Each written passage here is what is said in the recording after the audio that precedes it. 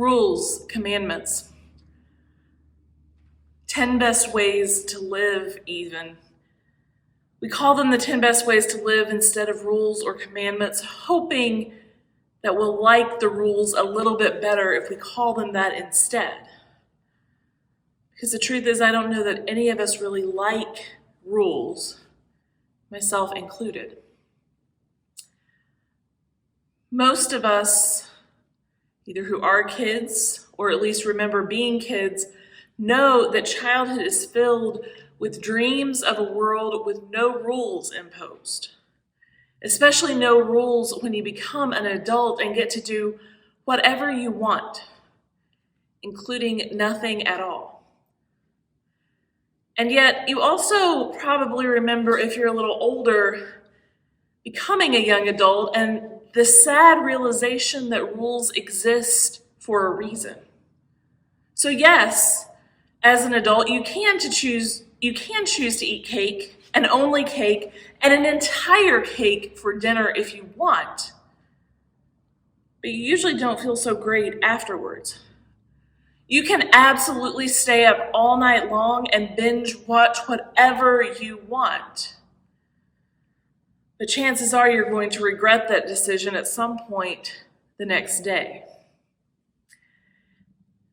Now, if I'm alone in learning those lessons, maybe you just stop listening for a few minutes, because I actually think that pattern continues throughout life. We know what is better for us. It's sitting right there. We know what we should do. Doesn't mean we always do. We're not so great at imposing those constraints upon ourselves because we know that we once hated them. And so as much as it is helpful to spend a few minutes every day picking up after yourself, to clean up as soon as you're done with an activity, as nice as it is if you go ahead and wash the dishes after cooking, or at least load the dishes and get the kitchen ready to cook again, as nice as it is if you do your laundry as soon as a load is ready and put away your clothes once they're out of the dryer, as good as we know it is to go to bed instead of watching the next episode on Netflix or staying up for just one more chapter, doesn't mean we do it. Doesn't mean we do it any more than stopping on our way home to fill up the gas tank instead of leaving it for the next time we get in our car. It's not necessarily easy to limit our own screen time or to eat our vegetables or to drink actual water. Just water, nothing else. So again, if all those things that I named just always get done at your house, I'm going to suggest that you come and preach next week, because I trust that you have great wisdom that needs to be shared with all of us. Because the truth is, it's often downright annoying to stay on top of those things, to be responsible, even if you know it's better for you. Even if you know you'll feel better if you do those things, even if you know this is really, really what I want for myself.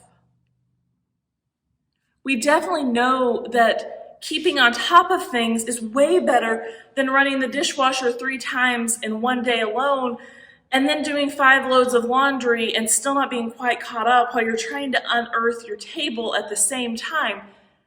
And that's definitely only a projection on my part. I certainly have never done that. But it is a choice of constraint, of doing what you know is good for you in the long run instead of what felt good in the moment.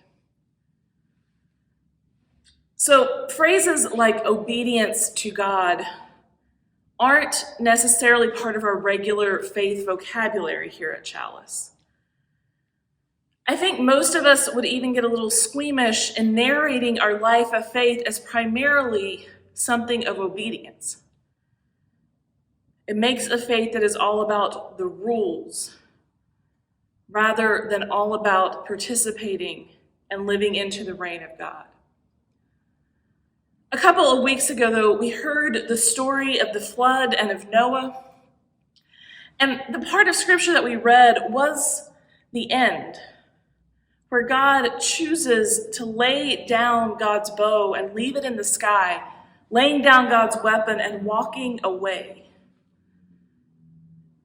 Essentially choosing constraint and trusting that while God has the power to use those weapons, while God has the power over humanity, God will not use that power again.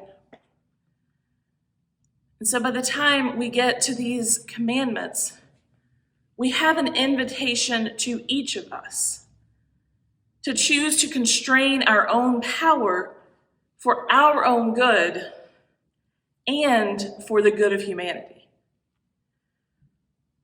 Now, there is nothing in these commandments.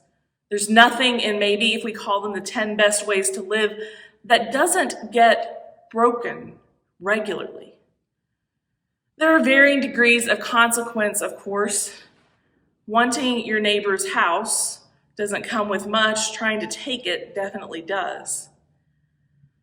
And while individually we might do okay on things like do not kill, we know that on the whole, those things happen every day, repeatedly, the world over. And that's true even if we stick to do not murder instead of the broader understanding of do not kill.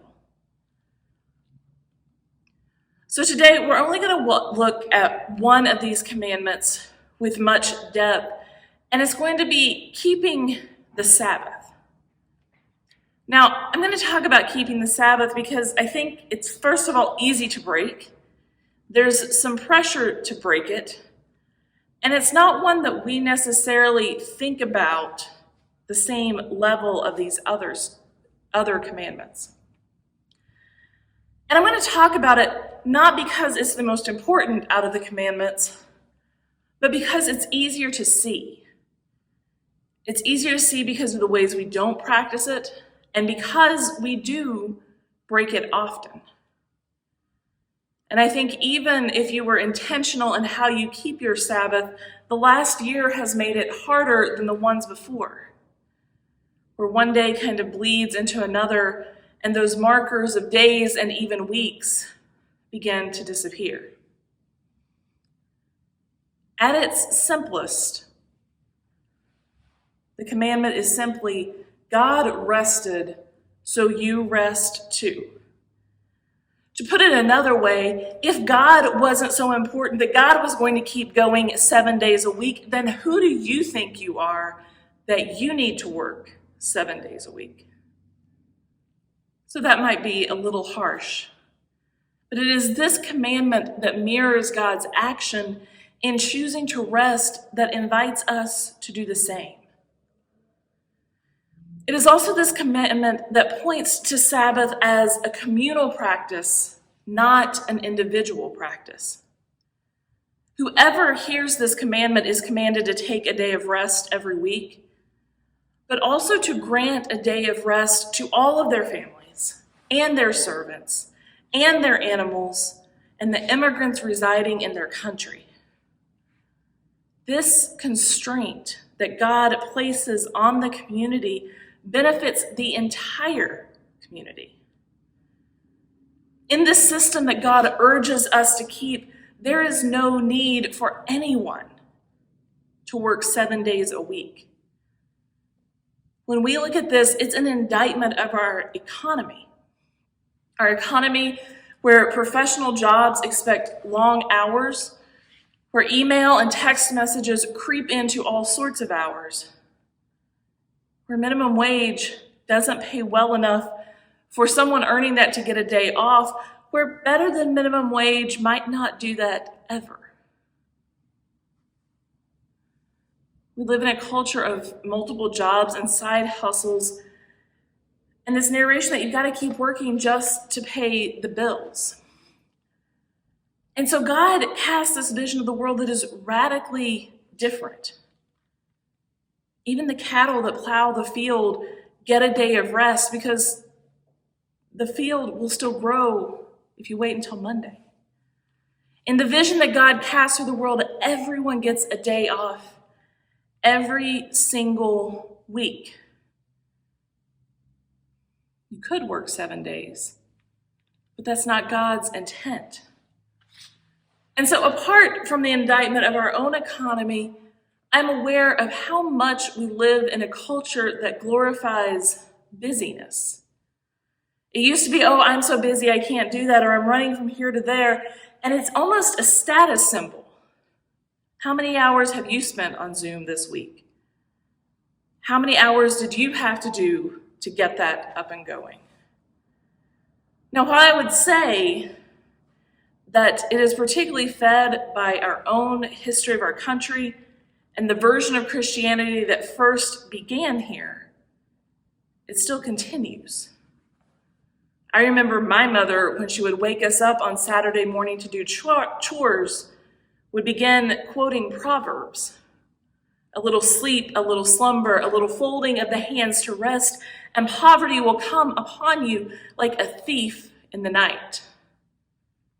I looked it up, and I have no idea where the "in the night" came from. It's not in the Bible, but it was in my mother's version. But there is this instilled in us, you've got to stay busy, you've got to keep working, ignoring the fact that from God's perspective, rest is an activity all on its own. Resting is God's action on the seventh day of creation. There are no other details about what God did. Did God take a nap or play a game? Did God sit and look at the work done, marveling at what God had accomplished that week? Did God decide to go play with the elephants or the seals? Because we all kind of like to play with critters from time to time. We don't know. We know that rest was descriptive enough for the Bible. This was the verb for the entire day. And it is this commandment that points to the way God orders, our God in particular. You see, the rules themselves are not that unique. There are plenty of places in the world around where the Bible was written that had shockingly similar rule books. If you ever studied Hammurabi's Code in school, that's one of them. But there is one part that sets this rule apart from the rest, and the way that the Bible gives rules compared to all of those countries around them. And it is the inclusion of immigrants. There's this theme in the law as a whole that not only will you do this and your family do this and your servants do this and your animals do this, you also extend these privileges to the immigrants living among you. Over and over again, the outsider is protected by God, not just the Hebrew people. And that is equally true in this commandment to honor the Sabbath. Rest is for everyone and everything, not those who earn it. And so we come back to this idea of God's constraint and the power that we have to either use our power or even not use our power in order to create something better for the world. I am reminded from a scene from To Kill a Mockingbird. I think it's in the movie. I know it's in the book. The father, Atticus Finch, is called out to an emergency. We've already learned in the book that his kids, while pretty young, are annoyed by their dad being old and boring. It's how they understand him. He can't do the same things as the other kids' dads who are younger. They ask him to play football and do things like that, and he says no. He's a boring attorney who mostly even stays out of court until the day that there's a rabid dog coming down the street. And it causes a stir, and the housekeeper calls the sheriff's office, and she calls Atticus. And they both come. And so we have the stage of rabies where the dog is moving slow and steady, but there's no choice but to kill the dog because that's what you have to do with a rabid animal. The sheriff, Hecate, comes and is getting ready to take the shot, and he looks and he tries and he says, I can't do that, and he hands his gun to Atticus. The kids, standing back with their housekeeper, are shocked. Now, this is a small, rural, southern community where everyone hunts, and yet they've never seen their dad hold a gun, much less fire one. So when he takes the gun, takes off his glasses, and he takes not just a shot, but a very good shot, only a little to the left, they wonder what on earth just happened. The adults that they're standing with reveal that Atticus was the best shot in the county in his time, one of the greatest honors to hold. But he stopped hunting when he was pretty young because he had too much power over things that were weaker than he was. With a gun, he was far more dangerous than other people with a gun, and it was too much of an unfair advantage, and so he chose to never shoot again until that day. As we spend a few more weeks talking about promises of God, remembering the way that we say to God, promise us, we remember that part of our covenant is that we promise God. Like God, we constrain our power. We keep up our end of the bargain, and we do that to live into the reign of God. And along the way, create a kinder, more equitable, more just world. Amen.